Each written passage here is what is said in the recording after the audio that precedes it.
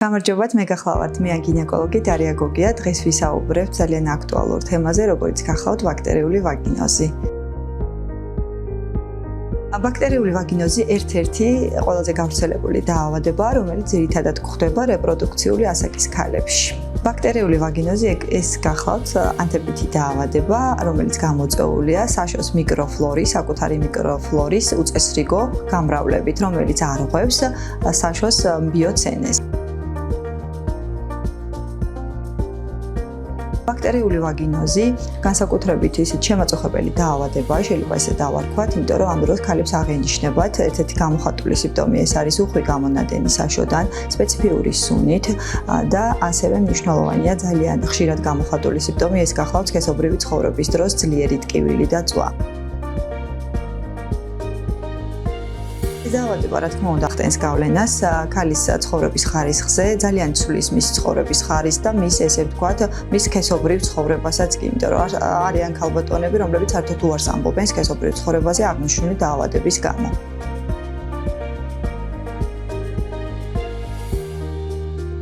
ბაქტერიული ვაგინოზის კურნალობაში გასათვალისწინებელია სწორად შეიცეს კურნალობა. ძალიან ხშირად გვხვდება, რომ თვითნებურად თუნდაც ქალი იტარებს ანტიბაქტერიულ კურნალობას და ასე შემდეგ და არა მხოლოდ ანტიბაქტერიულ, ანტიმიკრობულ, ანტიბიოტიკოთერაპიას, რომელიც უფრო ამწვავებს მის მდგომარეობას და უფრო პაციენტი, ესე ვთქვათ, მისი ხარისხი ცხოვრების უფრო და უფრო უარესდება და სწორედ ამის შემდეგ მომართავენ ექიმს, იმიტომ რომ აღარ იციან როგორ მოიქცნენ. ბაქტერიული ვაგინოზის დროს გინეკოლოგის სწორ მართულებას და სწორ დანიშნულებას უდიდესი მნიშვნელობა აქვს. დღესდღეობით საბედნიეროდ არსებობს რამდენიმე პრეპარატი და ერთ-ერთი გამორჩეული და საიმედო პრეპარატი გახლავთ ბიგუანელა, რომლის უპირატესობა გახლავთ ის, რომ ის არ არღვევს მიკროფლორას, ანუ კერძო დოდერლენის ბაქტერიების, ესე ვთქვათ, განადგურებას არ იწვევს, პირიქით ხელს უწყობს მათ გამრავლებას და მისი წონასწორობის აღდგენას.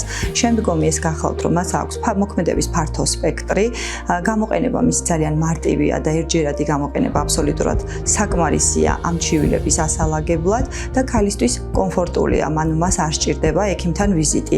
მას შეუძლია აბსოლუტურად სახლში დამოუკიდებლად ჩაიტაროს, ესე ვთქვათ, პროცედურა, შეიძლება არც კი დავარქვათ ამას, გამოყენების მარტივი წესი, რომლითაც ამ პრობლემა შეიძლება თვითონ გაუმკლავდეს. ვიზრუნოთ საკუთარ ჯანმრთელობაზე, გავუფრთხილდეთ მას და სიმპტომების გამოჩენის თანავე მივმართოთ სპეციალისტს, რათა მკურნალობა იყოს სწრაფი და ეფექტური.